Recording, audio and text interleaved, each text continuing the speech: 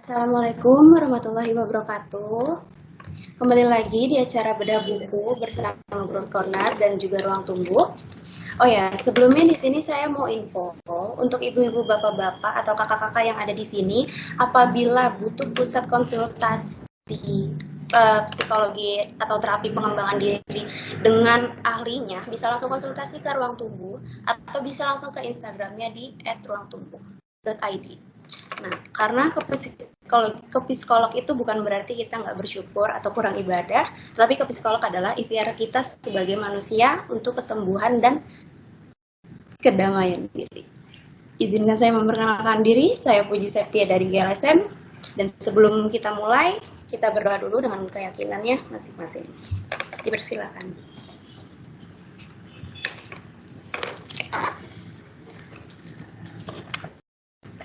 Ya, selanjutnya saya ingin memberi info. Buku yang akan direview saat ini adalah Love for Imperfect Things. Buku ini itu menceritakan tentang cinta yang ditulis oleh sosok seorang biksu yang populer mengajar Zen. Zen sendiri itu berarti meditasi. Nah, untuk lengkapnya buku ini akan dibahas oleh narasumber cantik kita, yaitu ada Mbak Anis dan Mbak Citra. Halo Mbak Anis dan Mbak Citra.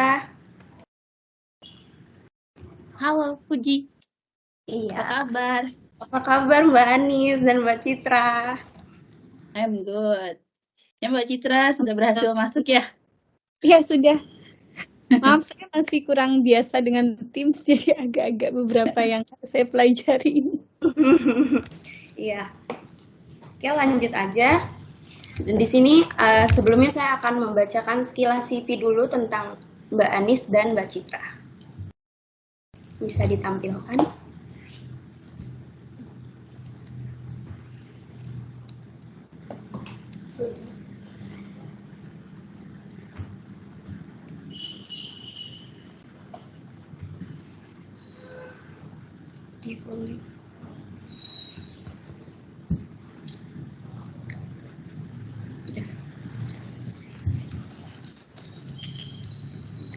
Oke, ini adalah CV dari Mbak Anis. Mbak Anis sendiri memiliki nama lengkap yaitu Anis Sofia. Mbak Anis saat ini sebagai analis energi manajemen di grup LSM PGN. Pendidikan formal Mbak Anis itu pertama ada D3 Manajemen Informatika, lalu S1 Teknik Informatika. Lalu kerjanya Mbak Anis itu pada tahun 2009. Mohon maaf.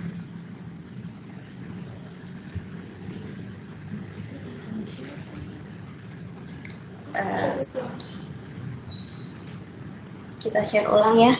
Nah, lalu pada tahun 2015 sampai sekarang Mbak Anis itu profesi sebagai energi manajemen. Lalu hobi Mbak Anis itu adalah memelihara kucing dan buku favorit Mbak Anis adalah Happy Little Soul. Nah, lanjut ke CV Mbak Citra.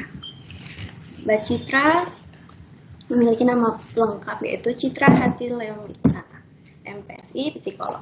Mbak Citra sendiri saat ini adalah psikolog klinis remaja dan dewasa ruang tumbuh. Pendidikan formal Mbak Citra pada tahun 2003 sampai 2008 itu di Fakultas Psikologi Universitas Indonesia. Lalu pada tahun 2008 sampai 2013 itu sebagai magister profesi Fakultas Psikologi Universitas di Pajajaran. Lalu pengalaman kerja Mbak Citra sendiri itu saat ini Mbak Citra itu sebagai psikolog di Biro Konsultasi Ruang Tumbuh. Lalu juga Mbak Citra sebagai PLTK Prodi Program Studi Psikologi di Institut Kesehatan Indonesia. Lalu juga sebagai staf pengajar Prodi Psikologi di Institut Kesehatan Indonesia. Dan juga sebagai psikolog Polipsikologi di Polipsikologi Rumah Sehat Basnas Jakarta. Lalu pada tahun 2014 sampai 2015, Mbak Citra itu sebagai psikolog dan koordinator pelayanan pendamping korban di P2TP 2A Depok. Lalu saat ini juga Mbak Citra sebagai tester freelance untuk administrasi tes psikologi, dan pada tahun 2011 Mbak Citra juga pernah koordinator field worker dan field workers untuk penelitian The Distress Thermometer and its Validity First Psychometric Study in Indonesia Women with Stress. Itu sekilas CV tentang Mbak Anis dan Mbak Citra. Kayaknya kita langsung aja ya ke Mbak Nis, dipersilakan.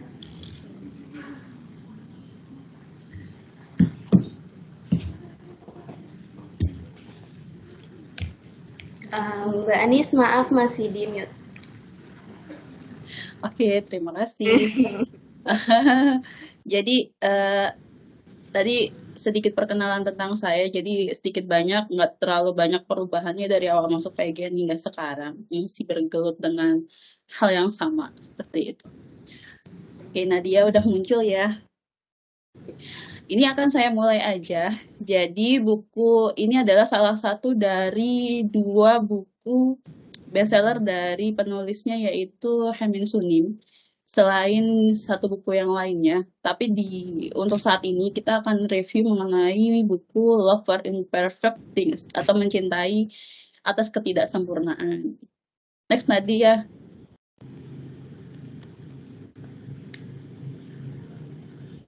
Jadi sekilas tentang penulis, Haemin Sunim ini adalah aslinya dia berpendidikan untuk perfilman ya, bahkan setelah menempuh pendidikan di Berkeley atau Harvard hingga PhD, pada akhirnya beliau tertarik untuk menjalani kehidupan spiritual sebagai biksu Buddha di Korea Selatan.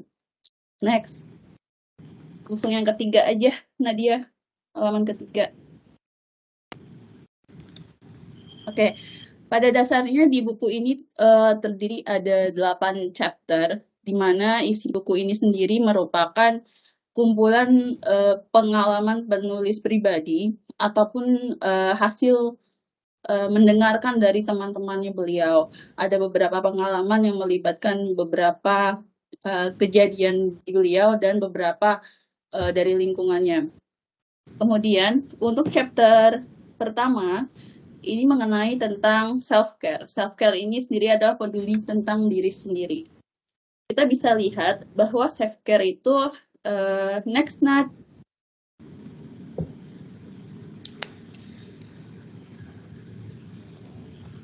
Di sini ada quote, saat kita menjadi lebih baik terhadap diri sendiri, kita bisa menjadi lebih baik terhadap dunia. Kemudian baiklah kepada diri sendiri, kemudian baru kepada orang lain. Rata-rata di sini pasti pernah mengalami ya, kalau misalnya pada saat kita kecil, bahkan anak-anak, kemudian remaja, hingga tumbuh dewasa, kita mengalami ada yang namanya berbagai ekspektasi atau adanya harapan-harapan dari orang sekitar untuk kita bisa tumbuh menjadi seseorang yang baik, seseorang yang patuh, seseorang yang pintar, itu pasti ada. Namun, apakah kita menyadari bahwa hal itu kerap kali menjadi tekanan buat diri kita pribadi? Ada kalanya kita tidak bersedia atau tidak menyetujui untuk melakukan hal tersebut, tapi karena adanya tekanan atau harapan, terutama dari mungkin orang terdekat ya, itu mengharuskan kita untuk menjadi pribadi yang diinginkan. Contoh saja, ketika kita kecil, kita diharapkan untuk punya ranking 1, 2, 3, seperti itu ya, yang mencolok di kelas seperti itu. Namun, pada dasarnya itu kita harus bertanya pada diri sendiri, apakah itu memang yang kita mau, atau sebenarnya orang lain yang kita mau. Nah, masalahnya adalah, apa yang kita mau seringkali tidak sesuai dengan apa yang orang lain mau. Tapi masalah lain muncul ketika kita tidak bisa menyampaikan sebenarnya apa sih yang kita mau, seperti itu. Kita nggak bisa menyampaikan hal itu ke orang lain karena adanya stigma di masyarakat yang mengharuskan kita untuk menjadi good. Itu di buku ini pada chapter pertama itu kurang lebih seperti itu. Kemudian next, Nadia. Di sini ada bentuk misalnya self-care itu terbentuk karena adanya harapan orang lain. Kemudian karena adanya harapan orang lain, akibatnya kita seringkali mengabaikan keinginan atau kebutuhan diri sendiri. Karena kita tidak mempunyai kesempatan untuk menyampaikan apa yang kita mau, akhirnya di dalam diri itu terdapat adanya kekecewaan atau kemarahan, sehingga muncul kenapa ya saya nggak bisa bilang apa yang saya mau, kenapa ya saya nggak bisa menyampaikan apa yang saya ingin. Padahal kalau kita menyelami diri kita sendiri, kemudian kita bisa mendalami apa yang kita mau dan yang pasti kita sampaikan itu, dan kita pada akhirnya harus memberikan pengertian kepada orang lain bahwa ini loh yang saya mau, bahwa ini loh yang saya inginkan, tapi tetap tidak dengan agresif atau mengkritisi seperti itu. Walaupun mungkin pada akhirnya mungkin ada sesuatu yang tidak dipahami orang lain tentang diri kita, tapi minimal kita bisa menyampaikan hal tersebut. Seperti itu, dengan memberikan pengertian kepada orang lain. Next, Nat.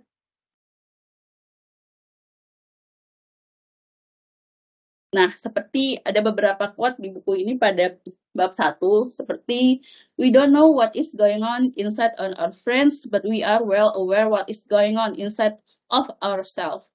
Artinya bahwa kita tuh nggak pernah tahu apa yang ada di dalam hati orang lain gitu ya. Kita nggak pernah tahu apa yang terjadi terhadap diri orang lain. Tapi kita tahu banget loh apa yang terjadi terhadap diri kita. Jadi semestinya kita bisa loh untuk mengutarakan hal itu gitu. Kemudian, it's okay not to be ranked first, second, or even third. Compare yourself not with other, but with the old you. Nah, ini nih. Saya sebagai ibu kadang-kadang suka, ya, walaupun sekarang sekolah ini ya, udah nggak ada sistem ranking. Cuman ada jiwa kompetitif nih di dalam jiwa ibu-ibu atau orang tua. Kenapa ya anak saya nggak bisa jadi ranking 1? Kenapa ya anak saya nggak bisa jadi ranking 2 atau semestinya? Nah, walaupun begitu, kita harus bisa berupaya untuk cobalah untuk tidak membandingkan dengan orang lain, tapi bandingkan diri kita dengan diri kita yang kemarin, atau anak kita prestasinya hari ini dengan prestasi anak kita yang kemarin. Apakah sudah lebih baik atau belum? Begitu. Selanjutnya ada, don't think you are lovable only when you success and at what the world demand. You are already worth of love. Jadi, kita nggak usah berpikir bahwa orang lain bakal peduli sama kita kalau kita sukses. Tapi kita harus tahu bahwa kita begini aja udah cukup kok untuk dipedulikan. Kita udah cukup kok untuk disayangi seperti apa adanya jika diri kita bisa menerima diri kita sendiri. Seperti itu. Next, Nat. Ini langsung ke chapter 2. Di chapter 2, di bab family pada buku ini, mungkin banyak dari kita berpikir, kalau misalnya ada pertanyaan, sebutkan 3 orang dalam keluarga yang paling berarti. Pasti sebagian orang berpikir 1 ibu, 2 anak, 3 suami, kurang lebih seperti itu ya. Atau mungkin yang single, 1 ibu, 2 ayah, 3 saudara, 4 tetangga, gitu kan kita juga nggak ada yang tahu ya siapa yang paling berarti. Nah, namun next, Nat. Nah, karena kan pada dasarnya keluarga itu bagi kita adalah support system yang paling penting, yang paling dekat dalam kehidupan kita sendiri. Karena bagaimanapun kita hidup itu kan harus ada tujuan, tujuannya adalah untuk supaya berkah gitu ya. Nah, kemudian tapi seringkali di dalam keluarga kita lupa untuk menyampaikan bahwa kita tuh sayang sama mereka, kayak gitu. Terutama nih misalnya dalam satu keluarga adalah beberapa keluarga yang mempunyai beberapa anak laki-laki. Nah, seringkali kan kalau anak laki-laki agak sulit ya untuk menyampaikan apa yang namanya sayang gitu sama saudaranya sendiri, apalagi saudaranya juga laki-laki, mungkin tidak semudah kalau kita mengucapkan ke ibu atau ke saudara perempuan. Tapi hal ini seringkali menjadi kita baru sadar ketika ada namanya kehilangan. Misalnya tiba-tiba kita kehilangan saudara kita. Mungkin bukan kehilangan yang berat, tapi misalnya biasanya bersama, kemudian saudara kita tiba-tiba mungkin kuliah di luar kota atau di luar negeri, itu sedikit banyak kan ada rasa kehilangan. Atau mungkin kehilangan karena ada salah satu anggota keluarga yang sudah meninggal seperti itu. Next, Nat. Next, Nad. Dia ya karena kehilangan itu sendiri bagi kita kehilangan anggota keluarga atau orang yang kita sayang atau yang kita pedulikan itu seperti kita kehilangan kompas. Atau kalau dalam buku ini bilang seperti kita tidak akan pernah menemukan utara kembali. Kemudian hubungan orang tua dengan anak seringkali bagi anak bahwa sebagai anak kita seringkali berpikir orang tua kita nih kayaknya merasa kita nih sebagai beban nggak ya? Sekolah disekolahin, kemudian matakan kita banyak, atau mungkin kebutuhan kita yang lainnya gitu. Kita seringkali berpikir kita nih beban buat orang tua. Padahal itu bisa jadi tidak. Karena hal tersebut bagi orang tua adalah bisa mencukupi kebutuhan anak-anaknya adalah merupakan suatu kebahagiaan tersendiri. Seperti itu. Namun seringkali berbanding terbalik dengan si anak, kalau misalnya orang tua nggak bahagia, maka anak tidak akan merasa berguna karena tidak dapat membuat orang tuanya bahagia. Seperti itu tadi, si anak merasa dia menjadi sebagai beban saja.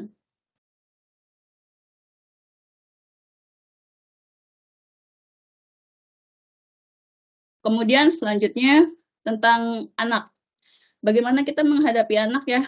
Kebanyakan untuk saat ini kita tuh mulai mendidik anak dari kecil.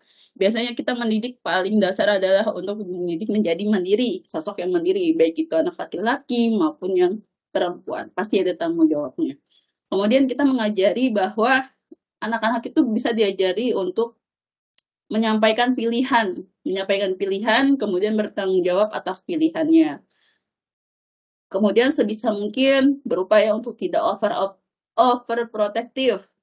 Jadi kita bisa bantu ketika mereka butuh dan menjadi model yang memiliki nilai untuk mereka tentang adanya nilai kejujuran, dedikasi, ataupun toleransi. Seperti itu. Selanjutnya, Nat. Kemudian bagaimana hubungan dengan ayah? Menurut penulis di buku ini, hubungan dengan ayah dibedakan menjadi 5. Ada 5 hubungan antara anak dengan ayah di sini. Misalnya yang pertama adalah adanya gaya patriarki yang cenderung tegas pada aturan dan standar. Dimana biasanya gaya ini sudah jelas ya, biasanya si ayah menekankan banyak hal aturan yang harus dipenuhi oleh anaknya. Kemudian yang kedua, anak sebagai saksi penderitaan ibunya. Nah, ini kerap kali terjadi ketika pada waktu anak-anak itu tumbuh dewasa, dan sering pada saat masa lalunya melihat ada penderitaan ibunya, mungkin di sini bisa jadi ada kasus KDRT atau mungkin perselingkuhan atau semacamnya. Si anak ini menjadi saksi atas kejadian tersebut, sehingga timbul ada relasi dengan si ayah itu timbul adanya kemarahan dalam dirinya si anak tersebut karena menjadi saksi si penderitaan ibunya. Tuh. Kemudian selanjutnya yang ketiga, adanya pengaruh kerja keras dan adanya tekanan harapan pada anak. Nah, kalau seperti ini biasanya tipe relasi ayah dengan anak di mana si ayah itu menitik beratkan si anak untuk bisa bekerja lebih keras atau berupaya lebih keras. Kalau bisa jangan rata-rata lah nilainya. Kalau bisa jangan rata-rata upayanya. Kalau bisa lebih baik, harus lebih baik lagi. Seperti itu. Kemudian yang keempat, ada anak yang terlahir dalam keluarga biasa, namun berubah dalam peningkatan akademis atau bahkan sukses, percaya diri dan termotivasi sehingga dapat mengontrol dirinya sendiri. Nah, anak-anak ini biasanya lahir dari keluarga yang hangat di lingkungan keluarganya, keluarga-keluarga yang saling mensupport di dalam keluarga tersebut. Akhirnya, walaupun keluarga ini mungkin bisa saja keluarga yang biasa-biasa saja, karena adanya support system dari keluarga yang baik, si anak ini bisa tumbuh jadi percaya diri sehingga termotivasi dan bisa saja itu sukses di masa depannya. Karena si anak ini bisa cenderung untuk mengontrol dirinya sendiri. Kemudian hubungan relasi dengan antara ayah dan anak selanjutnya adalah dalam pertumbuhan anak-anak dari kecil hingga dewasa, ada kalanya si anak ada kehilangan tokoh ayah. Tokoh ayah di sini bisa jadi mungkin mungkin ayah yang sudah tiada atau mungkin seringkali ketidakhadiran ayah di dalam keluarga. Nah, itu menjadikan si anak mencari sosok lain yang bisa menggantikan sosok ayahnya tersebut. Itu menurut penulis ini pada bab 2. Next, Nat.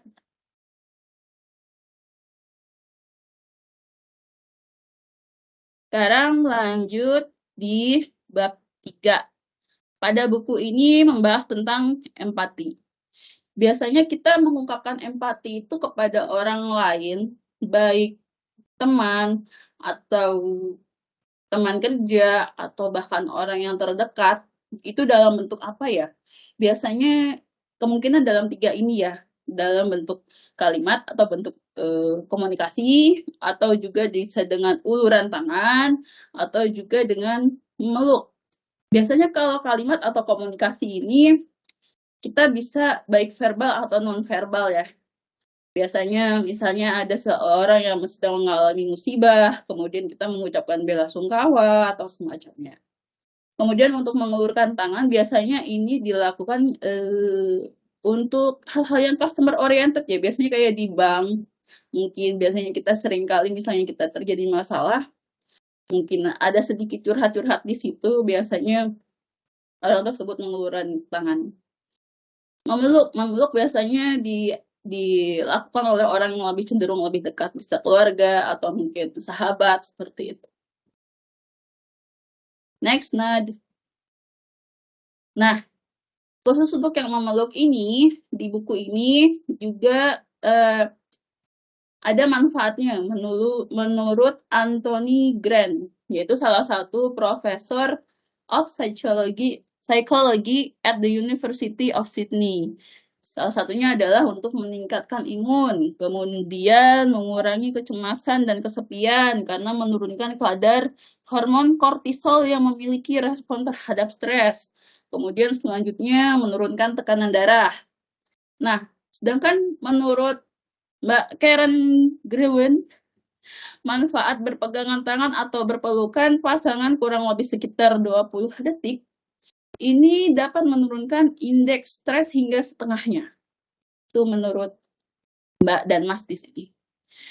Selanjutnya, next, Nat. Nah, khusus untuk yang berpelukan ini biasanya kita ada ini ya, ketika kita berpelukan memeluk seseorang yang butuh support, itu kan pelukan itu biasanya merasakan adanya rasa aman, nyaman, kemudian merasa terlindungi, kemudian hati menjadi lapang dan tenang, dan pada akhirnya kesedihan kita berkurang, kebahagiaan meningkat. Seperti itu. Walaupun mungkin belum ada solusinya, tapi minimal kesedihan bisa berkurang dengan memeluk. Atau kita bisa yakin bahwa oh, kita tidak sendiri. Seperti itu. Next. Nah, ngobrol yuk. Ini kayaknya tagline-nya punya Mas Johar nih. Ngobrol yuk. Tapi sama siapa ya? Biasanya kita ngobrol sama siapa yang paling gampang deh? Sama sahabat lah ya. Kalau yang punya sahabat. Atau mungkin kalau yang punya suami sama suaminya. Atau sama istrinya. Atau mungkin sama anaknya mungkin yang udah bisa diajak curhat gitu kan. Tapi rata-rata ini terbagi mungkin ada terbagi 3. Apakah sama yang pintar? Pintar ini biasanya dia cenderung untuk berupaya untuk memberikan solusi, lebih kepada memberikan solusi. Berupaya keras untuk memberikan solusi. Kemudian yang kedua, pembicara yang baik. Atau seorang motivator mungkin yang bisa memberikan kata-kata yang bisa menyejukkan atau memberikan ketenangan bagi orang yang bercerita tersebut. Atau mungkin kepada seseorang yang selalu ada dan mau mendengarkan apa yang diceritakan. Kita pilih yang mana? Prefer yang mana? Kayaknya kita lebih baik yang selalu mendengarkan ya. Kayaknya ya. Karena terkadang kita nggak butuh solusi, lebih baik untuk didengarkan. Kemudian selanjutnya, healing. Akhir-akhir ini kata-kata healing ini sering banyak, cuman kita sering mengartikan bahwa healing itu identik dengan jalan-jalan, atau melakukan kegiatan yang bisa sedikit meredakan kesumpukan atas kegiatan kita sehari-hari. Nah, tapi healing itu bisa juga diartikan menurut buku ini ketika membuka hati kita untuk mendengarkan dengan penuh empati. Kita dapat menolong orang lain bukan karena kita tahu solusinya terhadap masalah orang tersebut, tapi kita hanya cukup diam dan dengerin aja. Itu udah cukup buat kita untuk bisa healing dengan menemukan orang yang mampu mendengarkan. Seperti itu. Selanjutnya di chapter 4 ini buku ini membahas tentang relationship atau adanya hubungan. Di sini ada semacam quote. Kita tuh sebenarnya tidak sempurna karena membutuhkan orang lain. Seperti itu. Selanjutnya, Nat. Nah, seringkali kita punya hubungan dengan berbagai orang, hubungan pertemanan, hubungan masalah pekerjaan, hubungan tetangga mungkin. Nah, itu bisa jadi hubungannya itu bisa banyak bentuk ya. Misalnya dengan A, oke lah kita biasa berhubungan mungkin sebatas tahu saja. Mungkin dengan si B agak dekat tapi masih cenderung biasa-biasa aja, nggak bestie. Atau mungkin yang ke D, hubungannya biasanya sebatas pekerjaan. Jadi biasanya kita WA cuma nanya kerjaan, habis itu lewat. Habis itu lewat.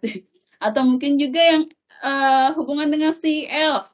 Bestie abis, kemana-mana jalan, nongki kemana aja gitu ya.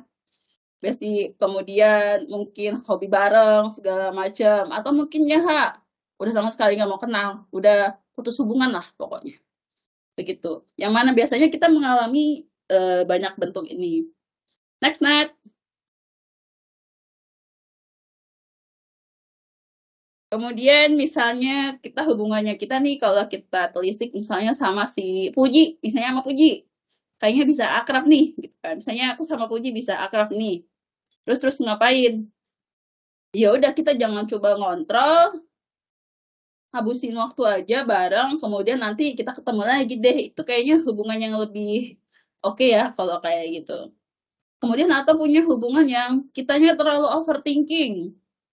Kayaknya si Puji mikirin gue gini deh, mikirin jelek-jelek deh, manis begini deh, manis begitu deh. Itu bisa aja loh. Itu bisa aja loh. Cuman kita mesti tahu apakah yang kita pikirkan itu berdasarkan fakta atau cuma asumsi. Kalau cuma asumsi, akhirnya apa? Kita jadinya mendorong diri sendiri untuk nggak suka sama orang itu. Padahal kita belum tentu tahu faktanya seperti itu. Kemudian apa yang terjadi? Udahlah, nggak mau kenal lagi sama si Puji, orangnya begitu, pasti mikirin gue begini, kayak gitu. Akhirnya nyesel deh pas kita tahu di akhir bahwa oh ternyata si Puji care loh sama kita. Oh ternyata dia nggak berpikiran seperti itu loh, seperti itu. Makanya kita harus bisa menjaga mulut kita supaya tidak tiba-tiba memutuskan hubungan hanya berdasarkan asumsi. Seperti itu. Selanjutnya, Nadia. Wah. Nah, gimana kalau yang bestie abis? Nongkrong bareng, hobinya bareng, atau mungkin punya kegiatan lain yang bareng-bareng, atau mungkin apa ya yang bisa dilakukan bestie itu? Ya, nah biasanya hal-hal kayak gitu yang terlalu dekat itu bisa jadi menakutkan, menjadi beban, atau bahkan mengganggu. Pasti mengganggu lah ya, terutama misalnya kalau kita sudah berkeluarga. Misalnya kita udah berkeluarga, kita dituntut untuk misalnya yuk nongkrong ke sana, yuk kita ini, yuk kita ke sini. Loh, kita kan juga punya tanggung jawab lain kan. Otomatis itu bisa menjadi mengganggu. If you have a friend whom you are suddenly grow very close to, be careful.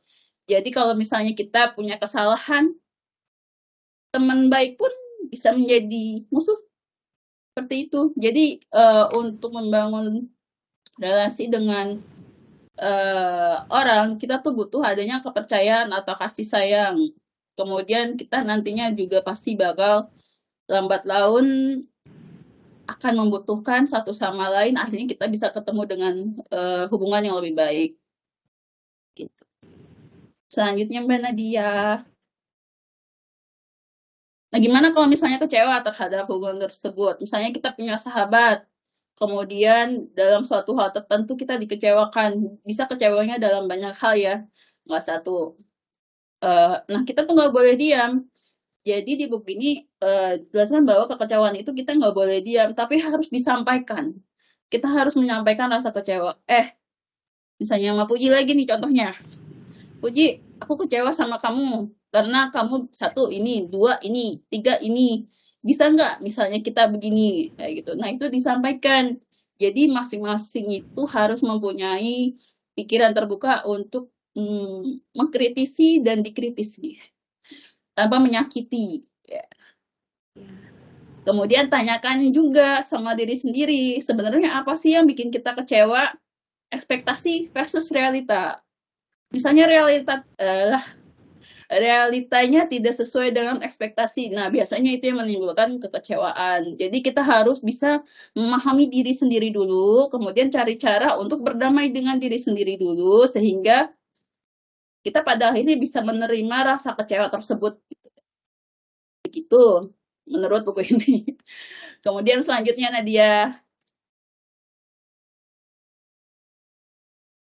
Apa ya? Oh ya. Nah, di bab kelima, ini ada courage atau keberanian. Jika ada kesempatan yang datang padamu, jangan menyerah pada ketakutanmu. Namun kumpulkanlah keberanianmu dan ambil kesempatan tersebut.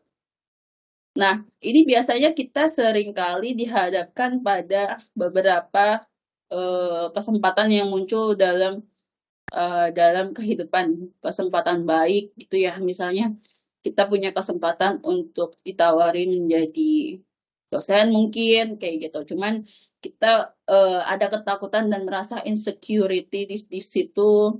Kemudian akhirnya kita takut bahwa kita nggak bisa untuk apa namanya? Untuk melakukannya. Nah, kalau di buku ini bilang jangan menyerah pada ketakutan, tapi kumpulkan keberanian untuk bisa ambil kesempatan tersebut. Tapi tetap ya kita harus memilih kesempatan yang mana yang suitable buat kita gitu. Selanjutnya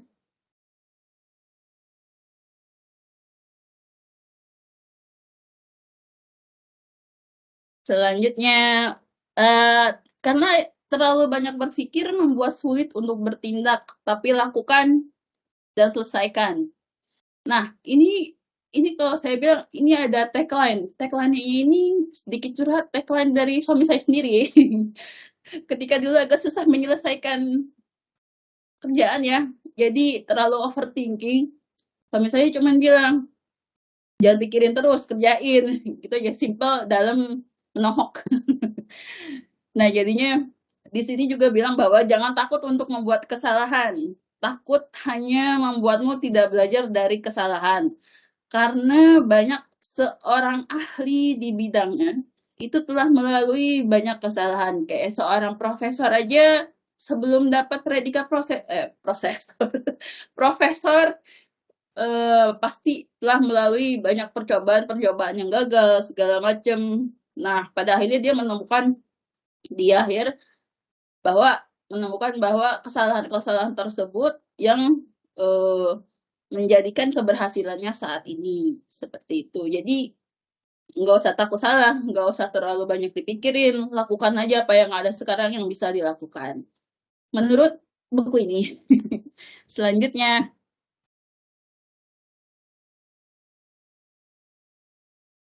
oke, di chapter 6. Di chapter 6 ini masih tentang healing atau penyembuhan. Tapi penyembuhan yang bagaimana yang diceritakan di sini? Apakah healing tentang berdamai dengan hati atau kita healing dengan berjalan-jalan? Nah, biasanya healing itu disebabkan karena kita adanya kesulitan untuk memaafkan. Kesulitan untuk memaafkan atas kekecewaan yang kita alami sebelumnya. Ketika kata hati bertentangan dengan otak, dengan akal sehat, sehingga nggak tahu gimana nyatuinnya, karena ada penyangkalan akibat adanya kemarahan atau kebencian. Jadi misalnya, di otak kita mikir bahwa, oh iya sebenarnya gini ya, bener sih begini, begini. Tapi hati kita, nggak bisa, nggak terima, harusnya begini gitu. Nah, itu yang kita jadinya akibatnya agak sulit memaafkan, akhirnya sulit sembuh untuk terhadap sesuatu yang menyakitkan tersebut atau yang mengecewakan. Begitu. Kemudian selanjutnya Mbak Nadia.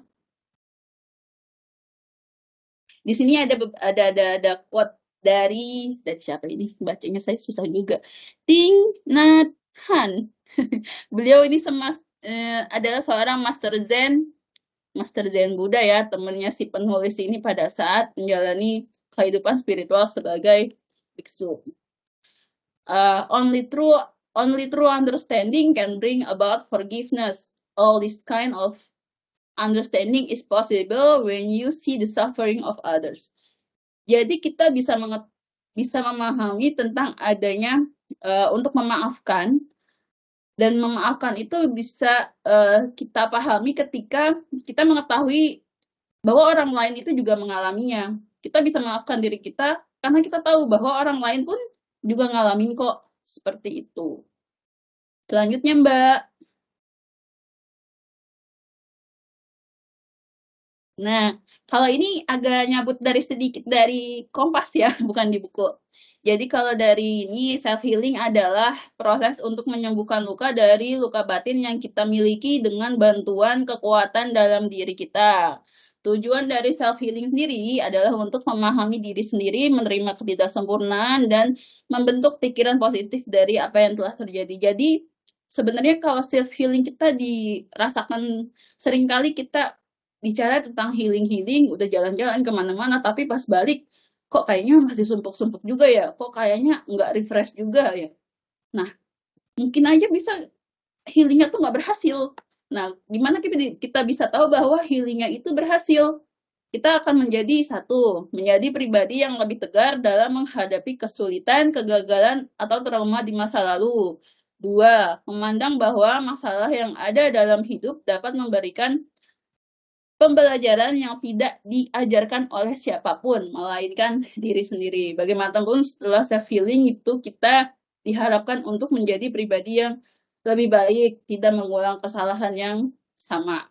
Seperti itu. Next, Mbak. Mbak Nat.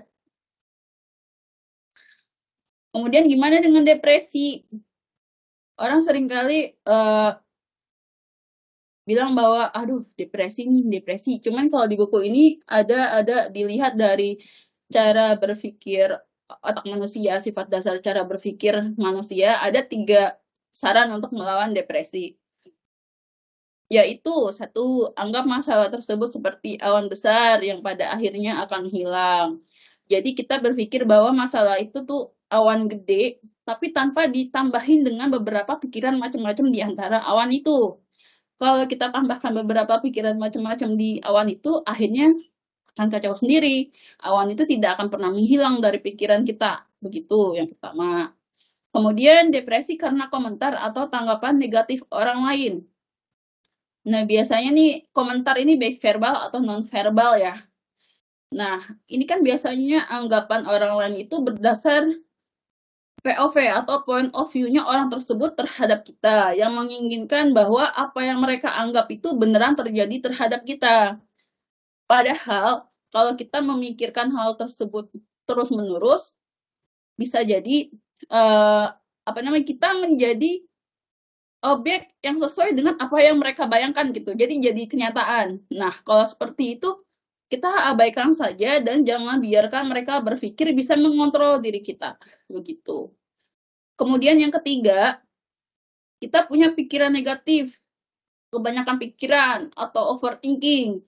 Terus kita memikirnya terus-menerus, bahkan hal kecil kita mikirin terus-menerus.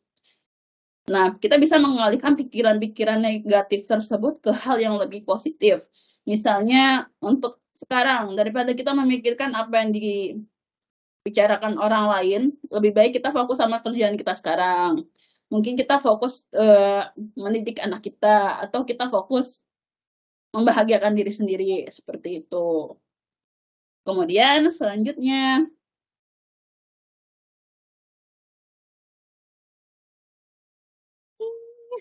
ini ada quote lagi, karena di buku ini banyak banget quote sebenarnya. When you are stressed out by too many thoughts, pay attention to the object right in front of you. Really see the object as closely as you can.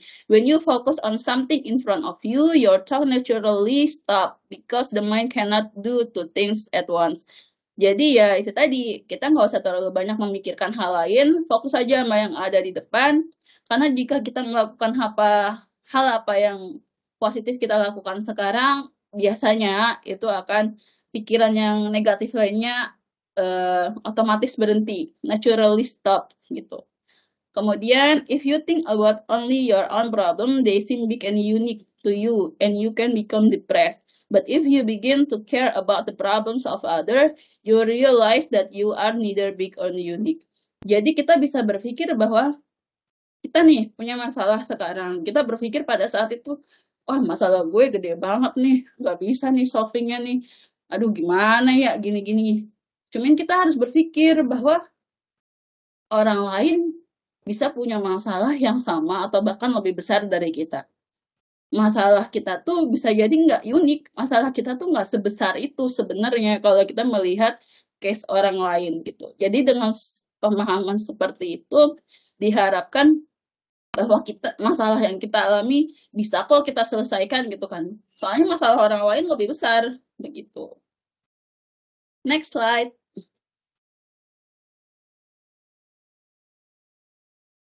Chapter 7, pencerahan. Menurut Mbah Biksu tadi, Thich Nhat Hanh, kalau saya salah bacanya, bahwa pikiran kita harus hadir saat ini dan jangan terjebak pada pikiran sendiri dengan memikirkan masa lalu atau terlalu mengkhawatirkan masa depan. Tanpa banyak pikiran yang mengganggu, maka memungkinkan kita dapat menikmati hidup dan fokus melakukan sesuatu. Jadi di sini menurut Zen Master ini bahwa kita nggak usah terlalu terjebak dengan masa lalu atau terlalu mengkhawatirkan masa depan. Memikirkan masa depan boleh, tapi jangan terlalu khawatir. Atau kita terlalu memikirkan masa lalu, padahal masa lalu itu adalah yang membuat masa kita saat ini. Jadi kita fokus aja nikmatin hidup kita sendiri, melakukan apa yang kita bisa saat ini. Begitu. Dan ada satu saran juga bahwa kita juga harus bisa belajar untuk memperhatikan pernapasan. Karena menurut Zen Master ini, nafas adalah jembatan yang penting antara tubuh dan pikiran. Jika nafas tenang, maka pikiran akan tenang, atau sebaliknya. Jika nafas kita gelisah, maka pikiran juga akan gelisah. Jadi kita rajin-rajin inhale, exhale, seperti itu. Next, Mbak Nat. Nah, kemudian selanjutnya kalau menurut Mas Eckhart Tolle, guru spiritual dan penulis buku The Power of Now and a New Earth Awakening to Your Life Purpose, menemukan kedamaian bukan dengan meriset ulang hidup. Jadi misalnya, tapi dengan menyadari bahwa diri kita sendiri sepenuhnya. Jadi kita menyadari diri kita punya kelemahan, kita punya kekurangan, kita punya kelebihan, kita sadar bahwa itu diri kita. Ya udah kita terima aja seperti itu. Selanjutnya Mbak Nat. Nah ini chapter terakhir pada buku ini, yaitu acceptance atau penerimaan. Kalau kita let it go, apa yang dipikirkan? Frozen ya, paling ya. Let it go. Nah, ternyata itu bisa juga berarti menerima sepenuhnya atas segala kekecewaan yang muncul, ketakutan yang muncul, gitu kan, rasa kehilangan yang hadir. Kita harus bisa menerima sepenuhnya, karena mungkin nggak mudah untuk melupakan ingatan yang menyakitkan gitu ya. Ingatan yang menyakitkan, kemudian kita berharap itu bakal hilang sepenuhnya dari pikiran, itu nggak mungkin karena kita nggak amnesia cuy. Jadi kita menginginkan hal itu terhapus seperti kapur tulis ya, bukan kapur ya, bukan spidol permanen ya. Itu kayak nggak mungkin. Karena kita semakin berusaha untuk melupakan, maka semakin kuat ingatan itu akan terus muncul. Nah, kenapa kita suka, karena ingatan muncul itu, kita kan tidak mungkin untuk melupakan ingatan tersebut. Namun terkadang kita punya tekanan terhadap ingatan tersebut. Kenapa kita merasa tertekan? Karena pada ingatan tersebut ada emosi-emosi yang muncul, emosi tentang kesedihan, kemudian kemarahan, kemudian penyesalan, frustasi. Nah, itu bentuk emosi yang menyertai adanya ingatan tersebut. Jadi muncul. Jika kita bisa mengabaikan emosi-emosi tersebut, coba ingat lagi, coba ditelaah lagi. Kira-kira kita masih merasakan ingatan tersebut menyakitkan atau enggak, begitu. Ya udah, kita terima aja bahwa itu bagian dari diri kita, gitu. Nggak usah ditambahkan dengan ada emosi-emosi lagi. Kemudian kalau nggak bisa sanggup untuk menerima gimana? Nggak usah dilawan, tidak usah dilawan, karena membuatnya semakin buruk. Biarkan itu menjadi bagian diri kita sendiri agar kita bisa berdamai dengan perasaan negatif, maka justru semuanya akan berlalu dengan cepat. When you feel bad, don't struggle with the feeling. If you struggle to control it, you can make it worse. However hard you may wish you feeling away, they will stay for as long as they do. When you allow them to be there and watch them, they usually leave earlier than you expected. Seperti itu. Next, Mbak. Kayaknya udah deh. Next. Oke. Thank you.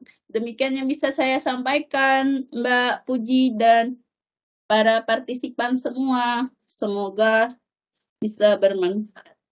Saya kembalikan ke Mbak Puji. Terima kasih. Oke, luar biasa sekali Mbak Nis, tepuk tangan untuk Mbak Nis. Ya, emang bukunya tuh juga keren banget ya Mbak Nis, dan Mbak Nis juga yang menyampaikannya itu benar-benar keren banget. Aku suka sih. Wah, cocok gitu loh Mbak Nis jadi psikolog kayaknya ya. Enggak sih, enggak ada background psikolog juga. Cuman emang mungkin kebanyakan ikut seminar parenting sih. Iya, tapi nggak apa-apa Mbak Nis, boleh dicoba sebagai psikolog di GLSM. Mungkin yang muka-muka lagi rumit di GLSM bisa Nggak punya konsultasi Mbak kapasitas. Nis. Kan ada Mbak Citra nih yang bisa menjelaskan lebih lanjut nih. Oke, dari yang disampaikan Mbak Nis tadi mungkin masih banyak ya, ada yang mau bertanya-tanya. Nah, untuk kakak-kakak, bapak-bapak, ibu-ibu semuanya yang mau bertanya, itu bisa langsung menyampaikan pertanyaannya itu di kolom chat. Dan apabila dirasa itu sensitif dan ingin disampaikan secara anonim, dapat mengisi di link yang sudah disediakan oleh panitia. Nah, untuk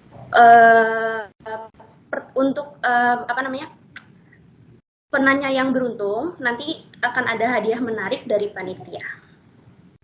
Oke, sebelum kita masuk ke sesi tanya jawab, kita masih ada satu narasumber cantik lagi, yaitu Mbak Citra. Nah, mari kita sambut Mbak Citra. Udah siap belum Mbak Citra? Sudah, terima kasih.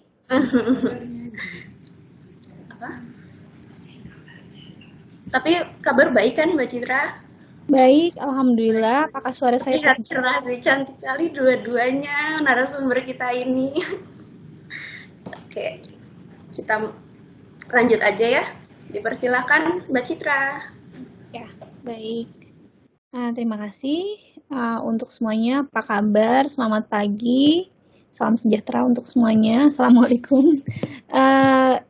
Buku ini sangat menarik ya. Memang mungkin buku ini intinya bukan hanya untuk kayak buku baca biasa, tapi kita diajak untuk menyelam ke eh, pencerahannya beliau gitu, pencerahannya penulis. Beliau juga menambahkan quote-quote maupun gambar-gambar yang membuat kita mengajak kita untuk tertarik secara emosional, bukan hanya secara emosional di verbalnya aja, tapi juga secara emosional, secara visualnya juga, betul ya Mbak Anis ya gitu. Dan memang tampilan bukunya cukup menarik gitu. Kebetulan saya juga di hari saya sedang membaca buku itu, saya ketemu sama klien yang memang juga tema konselingnya adalah terkait dengan hidupnya dia sekarang sedang tidak sempurna. Dia merasa bahwa sebelumnya hidupnya tuh sempurna, bahkan menurut dia tuh nggak pernah nginjek tanah, kata dia, karena tiap hari pulang pergi diantar sopir dan lain sebagainya. Tapi setelah berumah tangga, tiba-tiba ada hal yang membuat kehidupannya harus turun gitu, walaupun nggak turun-turun banget sih, yang pada akhirnya membuat beliau harus struggling menghadapi hidupnya yang pada saat ini tidak sesempurna kemarin. Dan pada akhirnya saya menunjukkan buku ini, terus akhirnya klien saya buka dan oh ya, bukunya nggak terlalu berat ya gitu, rasanya mungkin bukan tipikal yang buku ngajarin banget gitu, tapi buku yang mengajak kita untuk menyelami lebih dalam pencerahan apa yang penulis dapatkan selama hidup, selama mengelola tekanan dalam hidupnya, mungkin seperti itu ya. Ya memang seperti kita tahu ya gitu, hidup kita tidak akan pernah sempurna ya gitu. Tidak akan pernah sempurna, dan itu juga sudah ada mungkin kalau di ajaran Islam, ada di Al-Qur'an gitu ya. Jelas bahwa hidup manusia tidak akan pernah sempurna. Tapi ya dalam pembelajaran psikologi ya memang manusia itu tidak akan pernah luput dari tekanan, dari stres gitu, yang sebetulnya tekanan dan stres dalam kapasitas yang baik itu akan membuat individu menjadi orang yang bisa terus grow up gitu, bisa terus berkembang gitu, dengan proses-proses adaptasi yang dilakukan pada saat menghadapi tekanan-tekanan tersebut gitu. Jadi ya kalau hidup kita nggak sempurna, ya itu okay, gitu kan. Jadi kita working on with hidup kita yang nggak sempurna itu. Nah, saya kemarin kebetulan cari-cari quotes gitu di internet yang mungkin yang kayaknya lebih pantas untuk mendampingi buku ini adalah quotes yang ini. Life not always perfect, but it's always what you make it. So make it count, make it memorable, and never let anyone steal your happiness. Jadi apapun yang terjadi, tekanan apapun yang menimpa teman-teman ataupun rekan-rekan di sini, jangan pernah lupa untuk menyisihkan happiness gitu. Kalaupun misalnya mengalami tekanan yang cukup berat, sisakanlah sedikit untuk merasakan happiness itu. Mungkin happiness itu menjadi motor buat kita menghadapi tekanan-tekanan tersebut gitu. Intinya seperti itu. Oke, next lagi, Mbak. Nah mungkin kalau dari awal buku ini saya mengidentifikasi bahwa ya semua orang tuh biasanya mengharapkan sebuah kesempurnaan, karena kesempurnaan itu dianggap sebagai sesuatu yang harus final effort to reach gitu kan, sesuatu yang akhir dari sebuah perjuangan hidup gitu ya. Padahal belum tentu juga ya. Nah, terkadang orang ya mencoba untuk mengejar kesempurnaan itu, ya mungkin dengan uh, melakukan berbagai cara, bekerja dengan giat atau mungkin mencari pendidikan yang tinggi dan lain sebagainya yang diharapkan menjadi sebuah kesempurnaan bagi hidupnya. Di mana ya kesempurnaan itu biasanya identik dengan kebahagiaan, kenyamanan, keamanan gitu. Nah, apakah sudah memiliki itu kita akan terus dalam posisi itu? Biasanya enggak ya gitu. Yang pada akhirnya ya dirasakanlah muncul ketidaksempurnaan. Biasanya memang tadi dijelaskan oleh Mbak Anis juga bahwa biasanya ketidaksempurnaan itu muncul dari adanya ekspektasi-ekspektasi. Ekspektasi itu bisa muncul dari dalam diri, dari orang yang terdekat kita, atau misalnya tuntutan-tuntutan yang datang ke dalam hidup kita. Yang mungkin sulit untuk kita kelola, yang pada akhirnya membuat kita menganggap bahwa wah kayaknya hidup kita jadi nggak sempurna nih karena ada ini dan itu dan lain sebagainya. Nah, biasanya sumber ketidaksempurnaan manusia itu biasanya terjadi karena adanya kekurangan dalam diri sendiri, adanya orang tua, adanya tekanan lingkungan sosial, ataupun keadaan yang misalnya contoh sederhana, kita pengen pagi ini pergi ke kantor dengan oke gitu, tahu-tahu malam hujan, ada banjir, ada macet dan lain sebagainya. Akhirnya membuat kita merasa kondisinya nggak sempurna buat kita pergi ke kantor. Kemudian orang-orang yang berhubungan dengan kita, bisa jadi atasan, bisa jadi teman kita, bisa jadi anak kita, dan lain sebagainya. Kemudian kesempatan, kadang-kadang kesempatan orang satu dengan orang yang lain berbeda. Gitu. Kemudian ada juga hal-hal yang tidak kita bisa kontrol, misalnya tadi cuaca, ataupun misalnya perasaan orang, harapan orang, dan lain sebagainya. Yang mungkin pada akhirnya membuat kita menjadi merasa hidup kita nggak sempurna. Tapi intinya bahwa ketidaksempurnaan itu adalah niscaya pada manusia. Oke, next lagi. Next, oke. Nah, biasanya efek-efek yang yang timbul akibat kita merasakan ketidaksempurnaan adalah adanya kekecewaan, kesedihan, luka secara psikologis, bisa jadi membohongi diri sendiri ataupun lingkungan, bisa jadi karena mungkin kita mencoba mengikuti ekspektasi dari luar tapi nggak pernah ketemu terus, akhirnya menyebabkan kita menjadi lelah.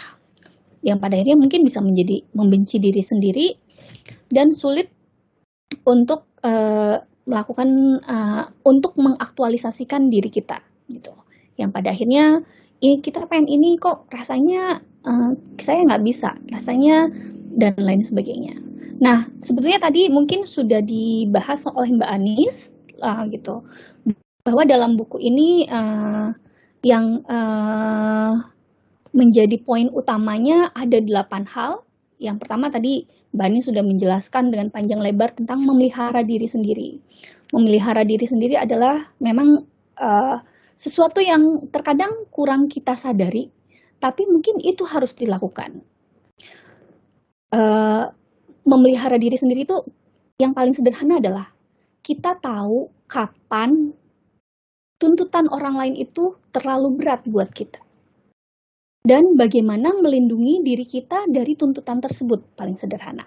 Saya beberapa bulan yang lalu sempat didatangi oleh beberapa klien yang memang kebetulan orang tuanya melakukan KDRT kepada beliau gitu ya, kepada klien saya. Di mana ya anak dituntut untuk pokoknya lumayan kasar lah. Dan kemudian anak hanya menerima, diam, dan lain sebagainya. Pada akhirnya ada dilema mungkin ya, secara ajaran agama menjelaskan bahwa kita nggak boleh nih, melawan orang tua. Kita nggak boleh nih membantah orang tua, dan lain sebagainya. Tapi kalau misalnya dalam kasus seperti itu, apa yang harus dilakukan? Ya tentunya sebagai pribadi, kita memiliki hak dan kewajiban untuk melindungi diri sendiri. Mungkin yang paling sederhana kalau memang seperti itu, ada nggak keluarga lain yang bisa kita minta bantuan untuk mungkin memberikan pencerahan kepada orang tua bahwa apa yang dilakukan itu sudah membuat kondisi mental anaknya tidak baik. Nah, selain itu mungkin kalau misalnya dalam kehidupan sehari-hari, kita mungkin juga mengenal terkait dengan adanya pembatasan atau boundaries. Boundaries itu penting sebetulnya untuk kita pahami. Di mana boundaries itu adalah untuk melindungi kita dari tekanan-tekanan yang membuat mungkin yang akan membuat diri kita toksik gitu ya. Maksudnya tekanan-tekanan yang toksik intinya seperti itu. Yang membuat diri kita akan jadi nggak oke kalau misalnya kena toksik itu. Mungkin kita perlu mengidentifikasi boundaries yang seperti apa sih yang harusnya kita punya dalam lingkungan seperti ini. Apa yang harus kita punya dalam lingkungan keluarga, boundaries yang seperti apa gitu. Nah, itu mungkin tentang memelihara diri. Kemudian mengelola tuntutan keluarga di chapter berikutnya tadi juga sudah dijelaskan oleh Mbak Anis. Keluarga memang ya tentunya orang tua mempunyai ekspektasi terhadap anaknya. Ekspektasinya mulai dari ekspektasi yang pasti tujuannya adalah mengungkapkan kasih sayang. Tapi mungkin caranya tidak tepat, yang pada akhirnya membuat anak merasa tertekan dan lain sebagainya. Ekspektasi memang harus dikelola dan juga harus disesuaikan dengan kemampuan anak dan hal-hal lain yang ada di lingkungan anak gitu kan ya.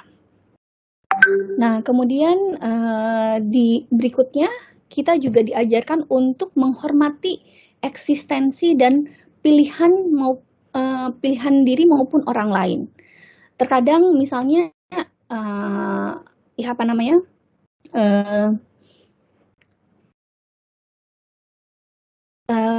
itu memang terwujud dari kita mendengarkan apa sih maunya orang lain, apa sih keinginan orang lain, apa sih keinginan anak kita.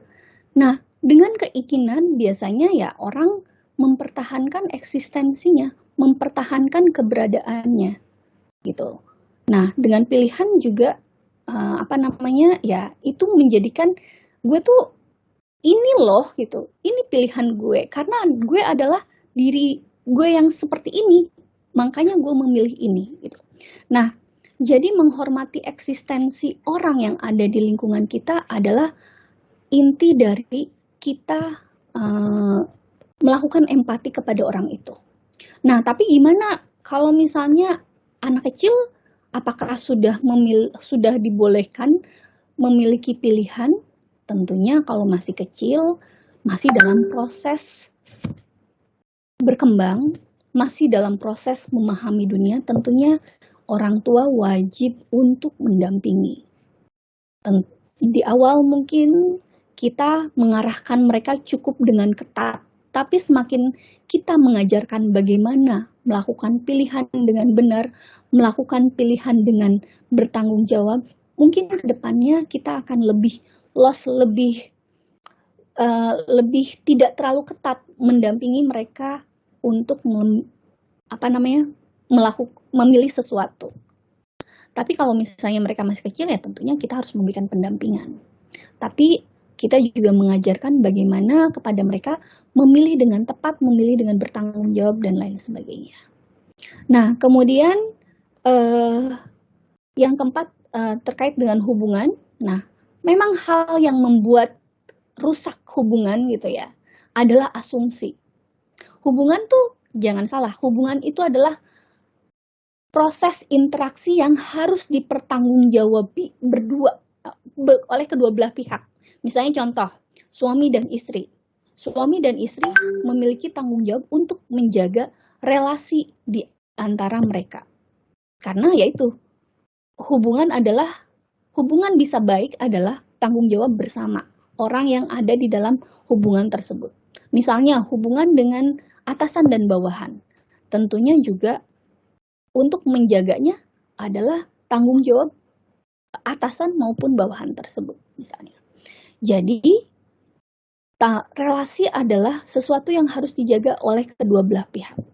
Nah, biasanya yang bisa membuat rusak sebuah relasi adalah asumsi, terutama asumsi yang negatif. Nah, kita wajib menjaga asumsi, karena asumsi itu yang pada akhirnya akan membuahkan overthinking yang bisa malah membuat kita mengalami beberapa masalah terkait dengan kesehatan mental. Jadi, asumsi kita memang harus selalu diarahkan ke asumsi yang positif. Kemudian, dalam berikutnya, keberanian. Nah, dalam keberanian ini, saya menyimpulkan bahwa keberanian kita untuk memilih sesuatu dan memahami resiko dari pilihan kita dan ataupun memanajemen setiap resiko yang memungkinkan kepada kita itu adalah tanggung jawab kita. Gitu. Kalau kita memiliki kesempatan, dipilih ataupun tidak dipilih pastinya akan ada resikonya. Tapi yang menjadi tanggung jawab kita adalah bagaimana kemudian mengelola resiko tersebut agar sesuatu yang kita sudah pilih itu tidak membebani diri kita sendiri.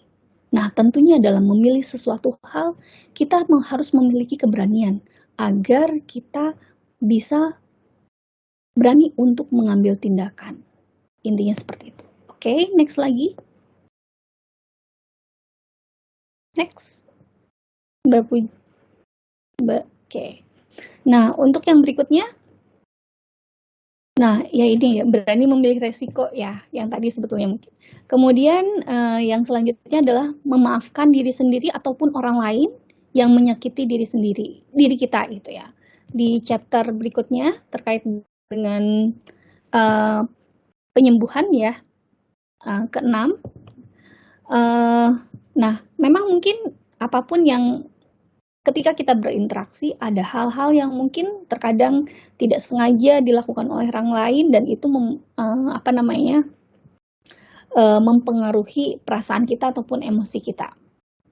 Nah, namun perlu kita pahami bahwa biasanya orang yang secara emosional baik-baik aja tidak akan pernah melakukan ataupun tidak akan melakukan ya menyakiti orang lain lah.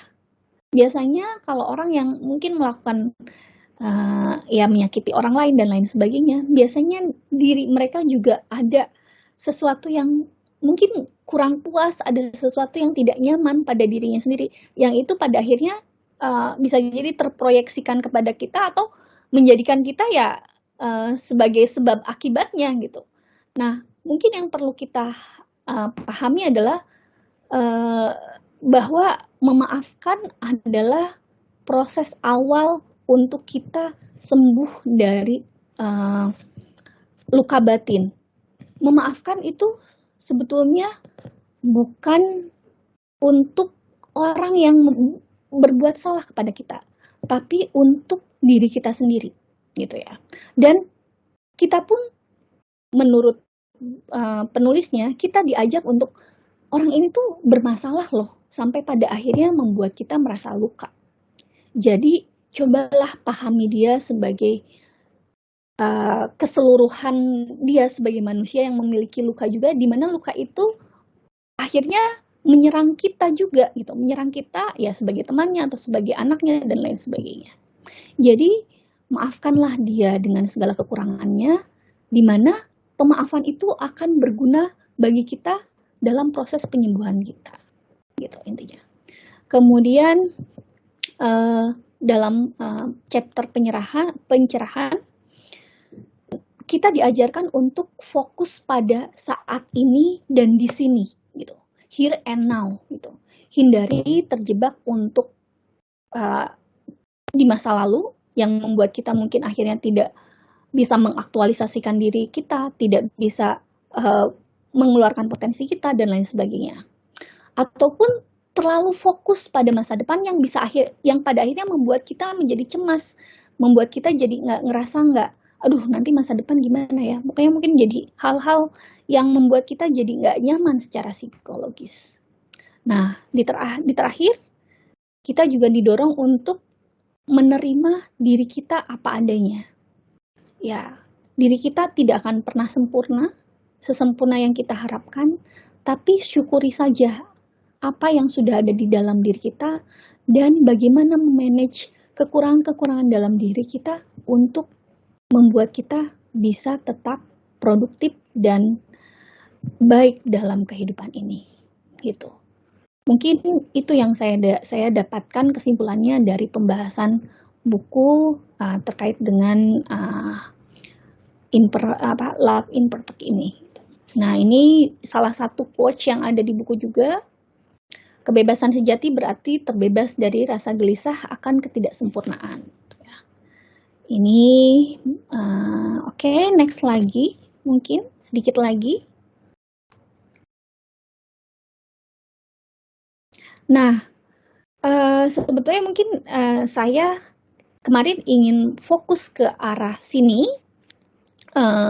Kalau dari pandangan psikologi, gimana sih kalau kita bernegosiasi dengan ketidaksempurnaan? Nah, di sini ada beberapa tips dari psikolog ahli emosi dari Amerika. Ini menurut Cohen ada 6 cara. Yang satu adalah mengubah mindset, 2 membangun resiliensi diri, 3 belajar untuk melepaskan, 4 membuat pilihan sendiri yang realistis dan tidak disesali dan dapat dijalani, kemudian 5 menerima diri sendiri, dan ke-6 adalah berdamai dengan masa lalu. Nah, sebetulnya mungkin dari beberapa tips-tips ataupun cara-cara yang memang digunakan oleh psikolog, ini ada beberapa yang memang relate dengan buku-buku itu. Jadi memang pada akhirnya buku ini ya membantu kita untuk memahami apa yang dilakukan psikolog dalam proses membantu orang-orang yang mungkin terjebak dalam ide kesempurnaan gitu. Oke, next lagi.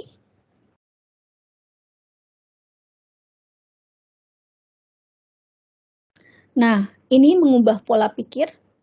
Nah, tentunya kita pola pikir yang kita bangun dari kecil dan terbentuk di masa dewasa itu tidak terlepas dari lingkungan kita semasa kita kecil dan lain sebagainya.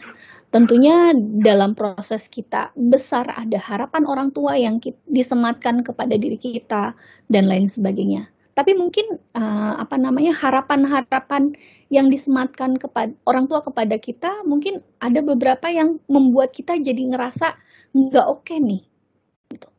Nah, mungkin kalau misalnya kita merasakan hal seperti itu, ada baiknya kita mungkin mencoba mengevaluasi lagi. Mana sih hal-hal yang memang perlu kita perbaiki dari pola pikir tersebut yang pada akhirnya itu tidak menjadi sebuah beban untuk kita menjadi selalu sempurna gitu kan ya. Nah, kemudian kalau memang ternyata ada hal-hal yang perlu kita kita masih bisa melakukan ini, tapi aku harus melakukan beberapa hal, trik-trik untuk mengatasi kekurangan diri, ya mungkin coba lakukan. Kalau memang perlu ada bantuan dari profesional terkait mengubah pola pikir ataupun mengubah pola perilaku yang tidak sesuai dengan ekspektasi, ya bisa dilakukan proses konseling dan lain sebagainya. Oke, next lagi. Next. Oke. Nah, di sini membangun resiliensi juga penting gitu ya. Di mana resiliensi itu sebagai kemampuan sebagai modal diri untuk bisa bertahan dalam kondisi yang tidak baik gitu.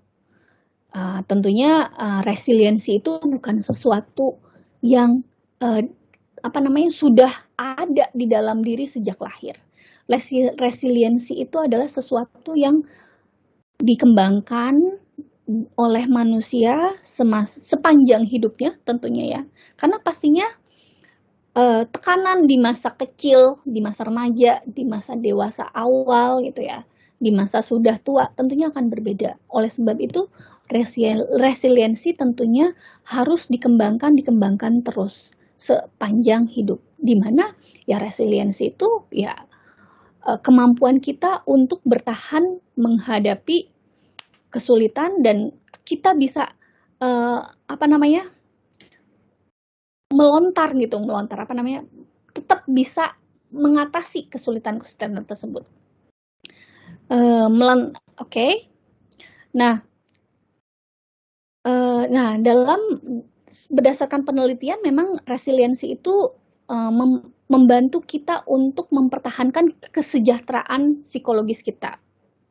Karena dengan resiliensi kita mampu untuk mengatasi tantangan hidup dan beradaptasi dengan kesulitan. Nah, kuncinya adalah beradaptasi dengan kesulitan. Jadinya resiliensi sangat penting untuk membantu melindungi kita dari perkembangan beberapa masalah kesehatan mental. Nah, kemudian yang tadi saya jelaskan bahwa resiliensi itu bukan dibawa sejak lahir. Apakah setelah kita dewasa baru kita belajar resiliensi? Memungkinkan? Ya masih memungkinkan gitu, karena resiliensi itu bukan sesuatu yang dibawa sejak lahir, bisa kita pelajari.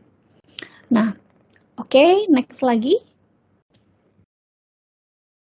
Nah, dalam 3 hal yang penting dalam resiliensi adalah yang pertama adalah kemampuan untuk recovery bouncing back. Jadi kalau misalnya ada sebuah tekanan yang membuat kita jatuh, yang menjadi proofing ya, menjadi bukti bahwa kita bisa melakukan resiliensi adalah kemampuan kita untuk balik lagi gitu ya, untuk mengatasi ini dan balik lagi menjadi bangkit. Tapi bukan hanya sekedar bangkit saja, kita juga bisa melakukan coping atau mengatasi masalah tersebut. Ya, mungkin mengatasinya tidak semua bisa sempurna, tidak semua bisa oke lagi, tapi setidaknya kita bisa mengatasinya. Itu.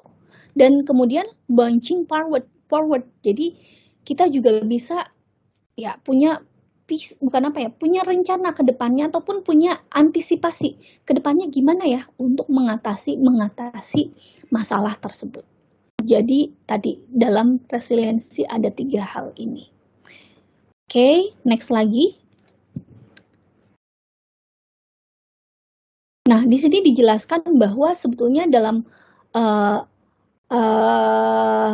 kehidupan manusia ada faktor yang bisa menurunkan dan ada faktor yang bisa menaikkan resiliensi tersebut gitu ya. Nah, oke, next lagi. Next. Nah, di sini adalah faktor resiko yang bisa menurunkan resiliensi dan faktor yang bisa memprotektif kita dari ya masalah-masalah ya, faktor protektif dan faktor resiko. Kalau misalnya orang yang mengalami mengalami coping sosial yang rendah, kemudian tidak baik dalam proses attachment, nutrisinya tidak baik, ada kemiskinan, ada penyakit yang cukup berat, adanya kekerasan dalam komunikasi ataupun dalam berinteraksi, memang itu menjadi faktor resiko yang bisa menurunkan resiliensi ataupun menjadi faktor resiko adanya mental illness. Tapi ada faktor protektifnya, faktor protektif yang bisa melindungi seseorang terhindar dari masalah-masalah gangguan psikologis seperti adanya ikatan yang kuat dengan keluarga. Kemudian ada ya keluarga ini bisa keluarga inti maupun keluarga besar. Adanya memiliki pertemanan yang cukup dekat, di mana orang bisa mungkin curhat, bisa mengutarakan keinginannya dan lain sebagainya pada orang yang memang cukup dekat dengan dia, memiliki selera humor, memiliki keyakinan juga, memiliki sikap yang baik terhadap hidup, kemudian memiliki social skill yang baik, memiliki interest terhadap sesuatu yang bisa membuat dia sedikit lebih membuat dia bisa keluar dari kehidupan yang mungkin terlalu menekan dia gitu ya. Misalnya dengan melakukan olahraga ataupun melakukan hobi-hobi lain.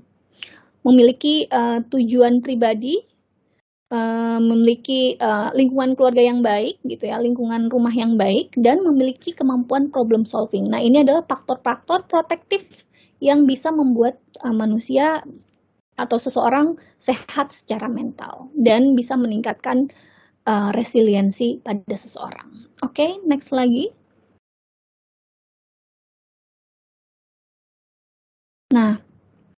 Nah, di sini juga di dalam proses untuk kita bisa bertoleransi dengan ketidaksempurnaan, kita juga diajarkan untuk belajar untuk melepaskan. Melepaskan di sini tentunya mungkin kalau ada sesuatu yang kita tidak bisa usahakan kembali, ya mungkin saatnya kita harus melepaskan, saatnya kita harus merelakan. Bisa jadi kalau kita tetap pertahankan, mungkin hal itu tidak akan baik. Hal itu tidak akan membuat kita menjadi bisa berkembang. Ya, kalau misalnya hal-hal itu tidak bisa berkembang, ya ada baiknya kita melepaskan. Contohnya yang paling sederhana gitu ya. Misalnya tadi contohnya kasus klien saya. Dia selalu berpikir bahwa dia harus dia dari dulu hidupnya sempurna, ya kedepannya pun harus sempurna. Tapi dengan cara seperti itu mungkin malah akan membebani dia dan malah akan mempengaruhi interaksi dia dengan orang-orang di lingkungannya. Ya mungkin pada akhirnya dia harus belajar melepaskan bahwa ya ketidaksempurnaan pun dapat terjadi dalam hidup saya. Nah, tentunya biasanya untuk membantu menghilangkan sesuatu yang membuat kita tidak baik, ide-ide yang tidak baik biasanya ya terutama, ya kita harus belajar untuk melakukan self-talk yang positif buat diri kita. Bukan hanya mendengarkan self-talk yang negatif-negatif aja, yang pada akhirnya itu akan membuat kita nggak bisa mengaktualisasikan diri kita. Jadi gunakanlah self-talk yang positif untuk diri kita dibandingkan self-talk yang negatif. Oke, next lagi. Nah, tentunya terakhir adalah membuat pilihan tentang diri sendiri. Membuat pilihan tentang diri sendiri. Maaf, ini bukan yang terakhir ya. Nah, dalam pemilihan tentunya terkandung beberapa hal yang mungkin ingin kita lakukan dan lain sebagainya. Tapi tentunya kita harus memilih dengan realistis. Jangan sampai kita memiliki ekspektasi yang terlalu tinggi, tahunya sulit untuk dicapai. Dan tentunya juga setiap pilihan ada resikonya, seperti saya jelaskan tadi. Ya, yang paling penting adalah bagaimana kita bisa memanage resiko tersebut. Jangan sampai kita memilih untuk sesuatu yang pada akhirnya kita akan sesali. Memilihlah dengan sesuatu yang mungkin tidak akan kita sesali. Kalau misalnya ke depannya tidak baik, ya kita sudah memilih pada saat itu, saya sudah memikirkan dan saya tahu bahwa pada saat itu adalah pilihan itulah yang terbaik. Gitu. Walaupun mungkin pada akhirnya ada sesuatu yang salah. Apakah masih bisa diperbaiki? Ya, mungkin ada hal-hal yang bisa dilakukan untuk memperbaikinya. Oke, next. Next. Nah, di akhir tetap sama menerima diri bahwa apapun yang terjadi pada diri kita, ya inilah kita. Dengan kita mengingkari diri kita, itu malah akan membuat kita menjadi tidak nyaman dengan diri kita, kecewa dengan diri kita dan lain sebagainya. Yang pada akhirnya kita tidak akan pernah tidak akan pernah bisa sayang pada diri kita, tidak akan pernah menghormati diri kita kalau misalnya kita tidak menerima diri kita. Jadi terimalah diri kita apa adanya, dan kalau memang dirasa ada sesuatu yang kurang baik dari kita, bagaimana memanajemen hal tersebut supaya memang akhirnya akan baik untuk diri kita. Itu aja mungkin dari saya. Silakan saya kembalikan. Nah, ini mungkin saya juga ambil dari tulisannya Sunim. Hidup terasa sulit bukan karena masa lalu yang menahan kita, melainkan karena kita terus memikirkan masa lalu dan menetap di sana. Alih-alih berkutat dengan masa lalu, relakanlah sehingga dapat mengalir seperti sungai. Diri sejati kita bukanlah sungai berisi memori, melainkan sosok yang berdiri di tepi sungai yang mengamati aliran air di dalam diam. Oke, itu mungkin mudah-mudahan bisa bermanfaat buat teman-teman semua. Terima kasih. Ya, terima kasih Mbak Citra, luar biasa sekali. Karena di sini sudah banyak banget chat yang masuk di kolom komentar, boleh aku langsung bacain aja ya.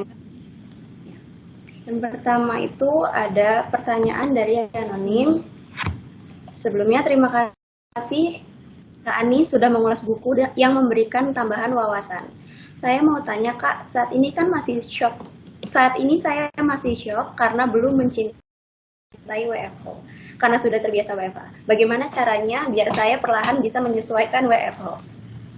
Silakan Mbak Ani. Iya, ini kayaknya masalah yang baru-baru ini ya. Bukan cuma situ deh, kayaknya banyak yang kayaknya belum move on dari WFH. Cuman yang bisa saya sarankan di sini, mungkin ada baiknya bisa dibicarakan langsung sama atasannya.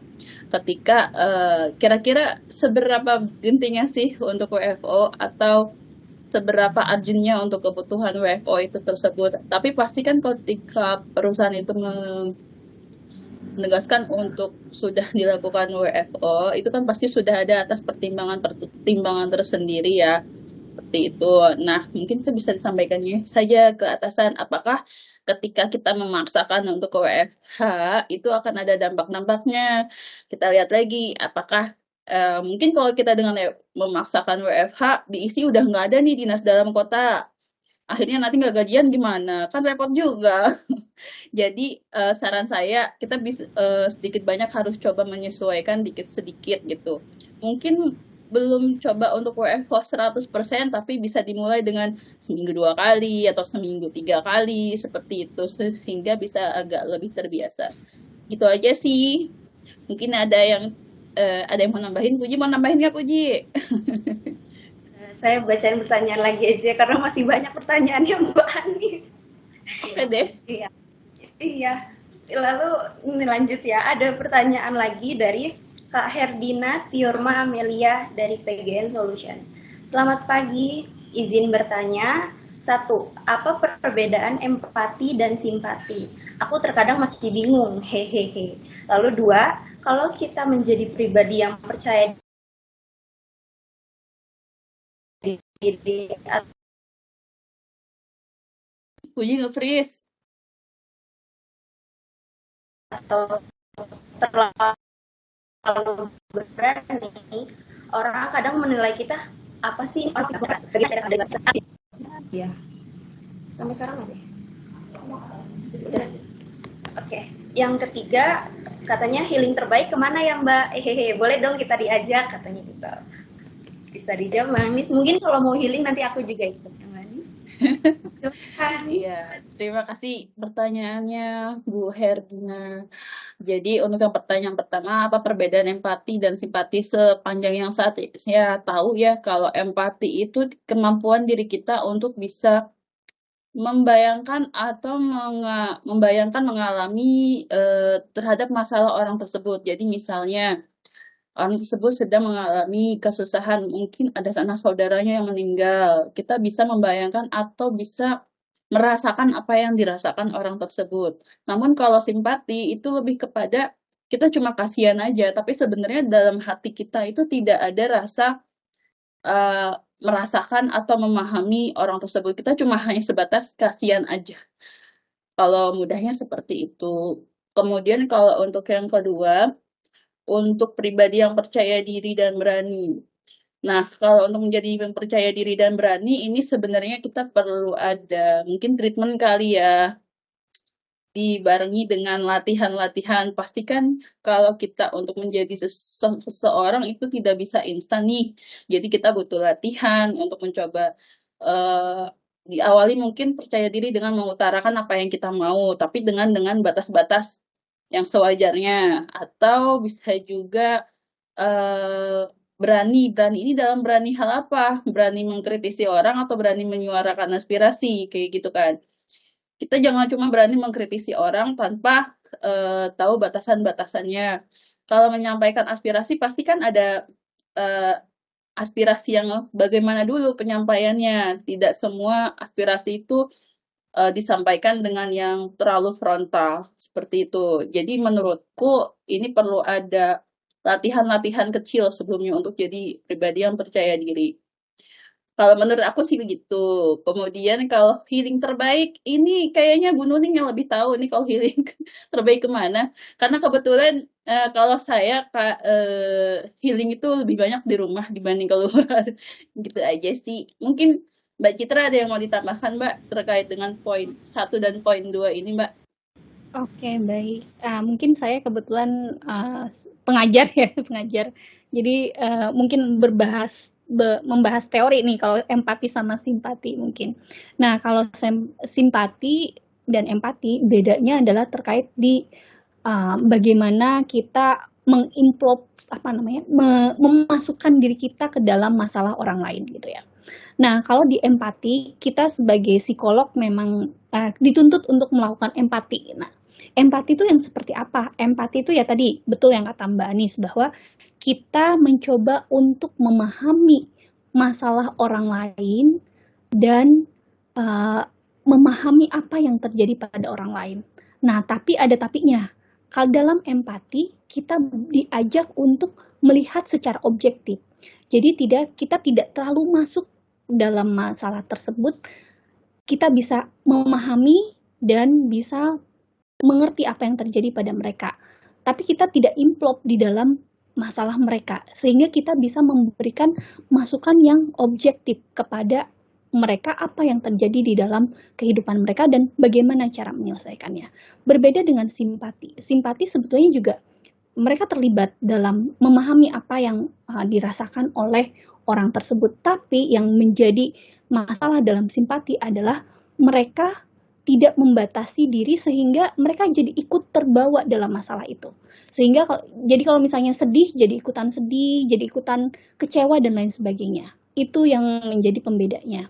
Nah, terkadang mungkin kalau misalnya teman-teman di sini ada yang dicurhatin sama temennya, tiba-tiba kok jadi ikutan sedih, kok jadi ikutan kecewa, kok jadi ikutan marah. Berarti dalam proses itu yang terjadi adalah simpati. Nah, beda kalau dengan empati. Kita tidak terlalu implop di dalam masalah tersebut, tapi kita memahami secara objektif apa yang terjadi. Nah, saya pun kalau misalnya sehari itu ada 4 orang klien, saya harus bisa membedakan bahwa ini adalah masalah klien ini dan saya menghadapinya, saya membantu membantu solusinya seperti ini supaya mereka bisa melihat permasalahan mereka dengan objektif gitu. Intinya seperti itu. Tentunya kalau misalnya ada 4 nih, ya saya harus membedakan masalah klien ini dengan klien ini dan klien itu. Dan pada akhirnya juga harus membedakan masalah klien itu dengan masalah saya, yang mungkin bisa jadi masalahnya adalah yang agak-agak mirip dalam kehidupan saya. Tapi itu adalah masalah klien saya dan ini adalah masalah saya. Jangan sampai tercampur aduk. Intinya seperti itu. Oke, terima kasih Mbak Citra. Nah, selanjutnya ada pertanyaan nih Mbak Citra dari Mas Pri Endi. Katanya, I cannot agree more, Kak Anis dan Mbak Citra. Quote-quotes atau tagline dari bukunya itu sangat menambah wawasan. Oh ya, saya mau bertanya, bagaimana cara seseorang introvert bisa melakukan healing di keramaian? Jadi biar paham dan bisa membantu teman saya yang introvert, Kak. Kira-kira kalau seperti itu, bagaimana tanggapannya Mbak Citra dan Mbak Anis? Siapa dulu nih? Aku dulu ya. Ya.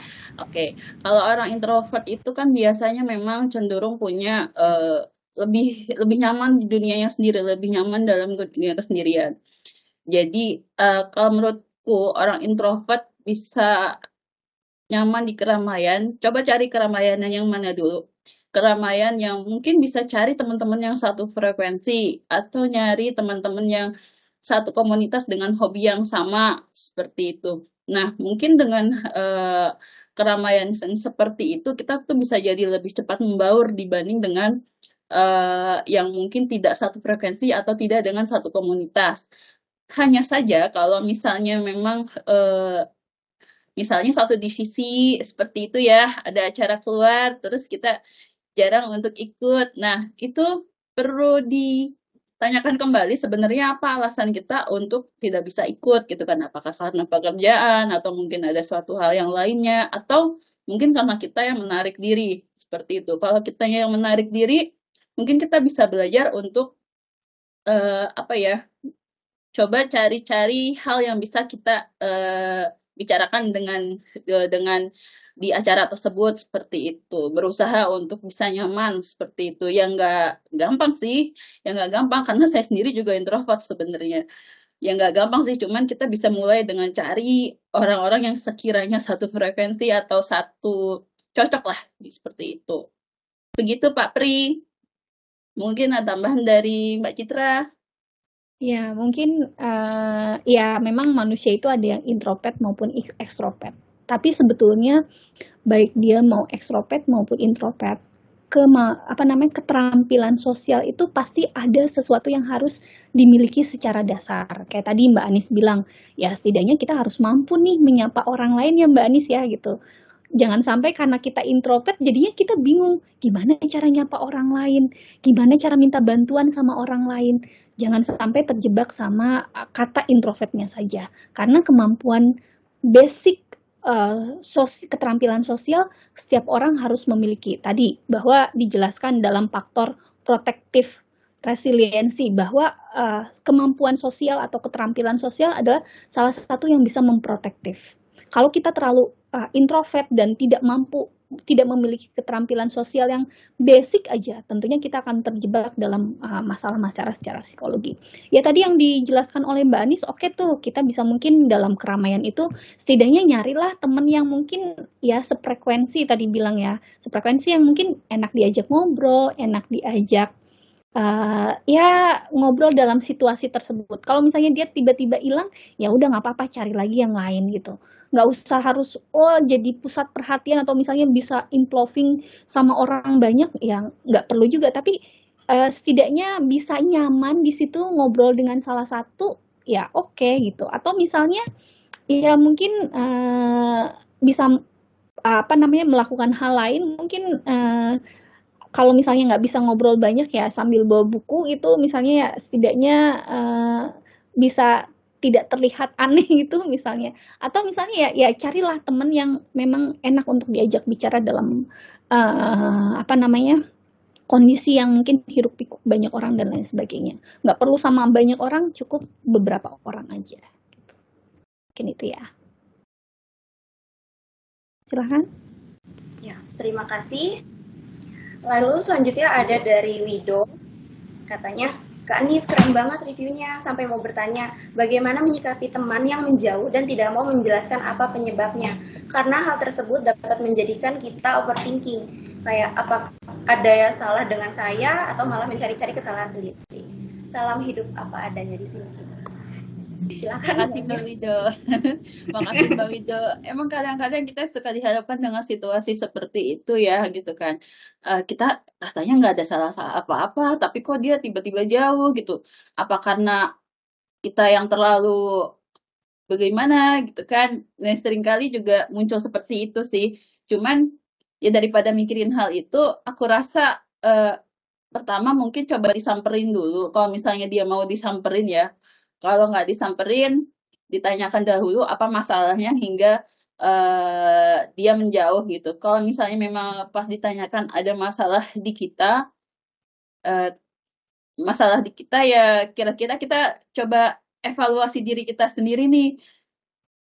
Ada nggak sih antara kita dengan orang tersebut yang ada yang nggak sama, tidak satu jalan seperti itu. Nah, kalau seperti itu, ya nggak bisa dipaksakan ya menurut saya ya. Kalau hal tersebut nggak bisa dipaksakan untuk dekat lagi, ya udah cukup menjalin hubungan yang baik aja, nggak usah berpikir aneh-aneh. Kalau mau cari teman lain, ya udah cari teman lain. Yang jelas nggak usah terlalu dipikirkan. Kayak gitu. Kalau misalnya kita udah yakin bahwa kita nggak ada masalah ya. Demikian. Mungkin Mbak Citra mau nambahin lagi, Mbak. Iya mungkin di sini terkait mungkin yang paling saya garis bawahi mungkin terkait dengan personal boundaries ya gitu. Ya tadi yang mungkin yang Mbak Anis lakukan, maksudnya yang Mbak Anis arahkan terkait dengan apa yang harus dilakukan, mungkin maksudnya oke gitu, klarifikasi ada apakah dan lain sebagainya. Tapi kalau misalnya dia memang tidak memberikan jalan kita untuk mengetahui apa yang terjadi sama dia sampai akhirnya membuat dia menjauh dari kita, ya udah kita hormati, itu adalah ranahnya dia gitu kan ya. Tapi mungkin ya kita tetap menjalin hubungan baik dengan dia, dengan nggak maksa juga. Kalau dia nggak mau temenan ya itu haknya dia ya Mbak Anis ya gitu, haknya dia gitu. Berarti ya mungkin nggak cocok sama kita, ya udah mungkin kita memiliki teman yang lain yang mungkin lebih menerima kita apa adanya, lebih nyaman dengan kita apa adanya, ya sudah, hormati personal space-nya dia, hormati juga personal space kita, ya sudah, itu yang bisa dilakukan. Tapi tentunya kita klarifikasi dulu ada apa yang salah dengan saya, ada sesuatu yang tidak nyaman saya lakukan kepada kamu itu. Kalau misalnya saya bisa rubah, ya mungkin saya bisa rubah, tapi mungkin kalau yang terlalu pribadi banget, ya mungkin itu ya berarti kita nggak cocok, berarti ya memang ada sesuatu yang dari diri kita tidak terlalu bisa diterima oleh teman kita, dan ya udah kita terima masing-masing keinginan, ya kemudian boundariesnya berarti ya udah dengan dia hanya teman biasa aja, bukan teman yang mungkin terlalu dekat. Tapi mungkin beda lagi ya kalau misalnya ternyata teman yang melakukan itu adalah partner kerja gitu kan, partner kerja, ya mungkin di situ perlu adanya negosiasi, kolaborasi gitu dan lain sebagainya, yang pada akhirnya kita bisa tetap melakukan kerja bareng. Nah mungkin pada akhirnya ya proses interaksinya hanya pada di kerja barengnya aja, untuk mungkin hal-hal sharing-sharing yang terlalu pribadi atau sharing-sharing yang terlalu dalam sama yang mungkin tidak terlalu cocok dengan kita secara personality, ya mungkin bisa dibatasi gitu, mungkin itu ya. Terima kasih. Terima kasih. Oke, kita lanjut. Besti, ada pertanyaan lagi dari pertanyaan anon. Saya senang sekali dengar lagunya Tulus yang syairnya jangan cintai aku. Jadi nyanyi ya, harusnya nyanyinya mah nanti di PGN Idol aja yang Mbak Anis ya. Pokoknya jadi dari judulnya dari lagunya si Tulus yang syairnya jangan cintai aku padanya, di situ terdapat lirik yang tuntutlah sesuatu biar kita jalan ke depan. Cuma sesering kali kita menuntut ke pasangan kita untuk menjadi lebih baik.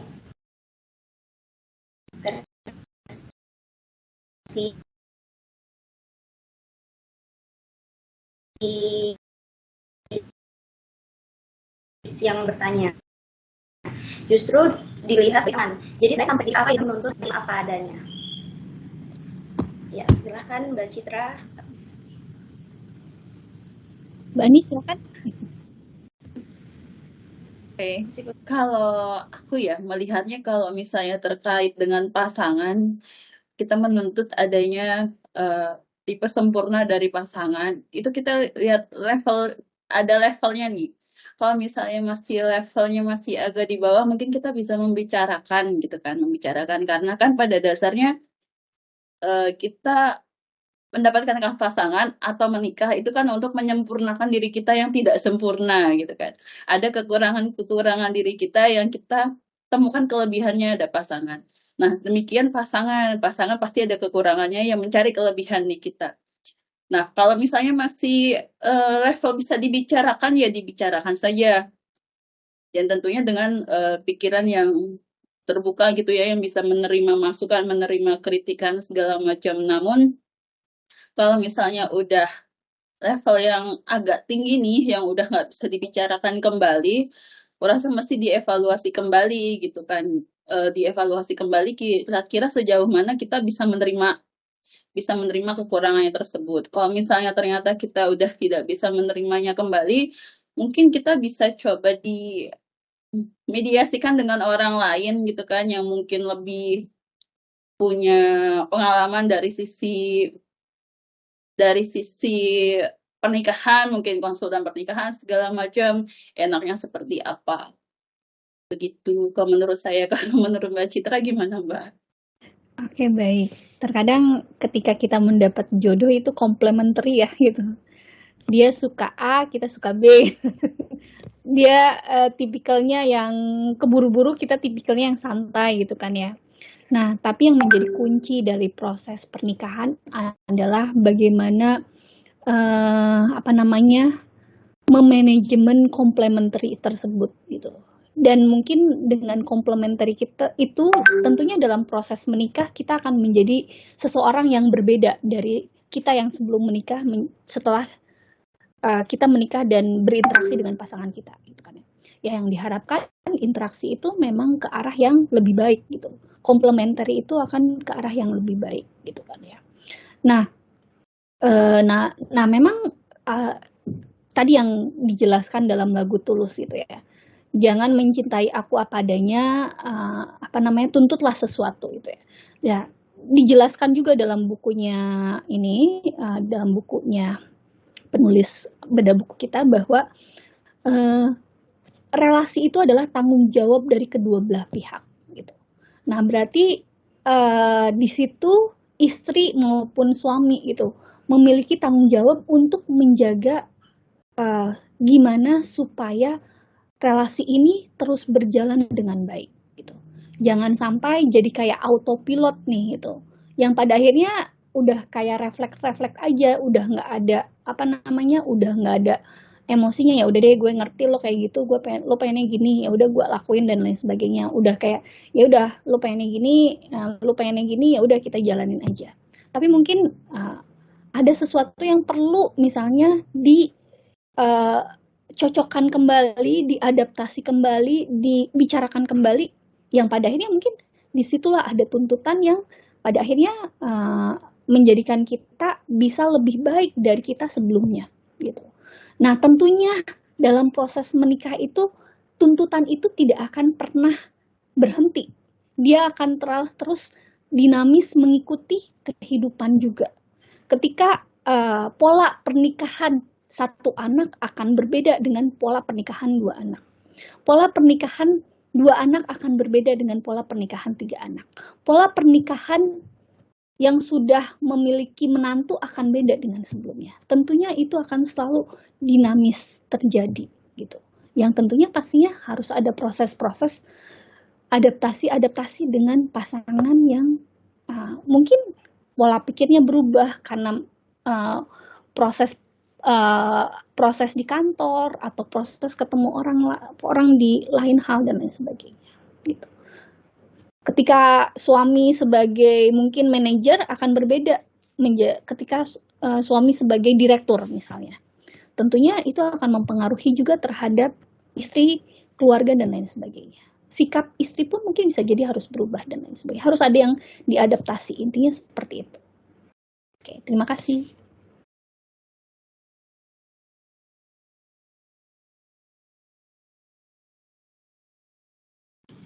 Terima kasih Mbak Citra.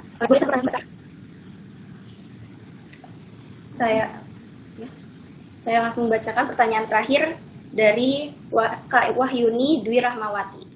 Terima kasih Mbak Anis dan Mbak Citra atas sharingnya, sangat menarik sekali. Izin bertanya, bagaimana mendidik seorang anak atau memotivasi anak menjadi mandiri dan sukses untuk anak yang lahir dalam keluarga broken home?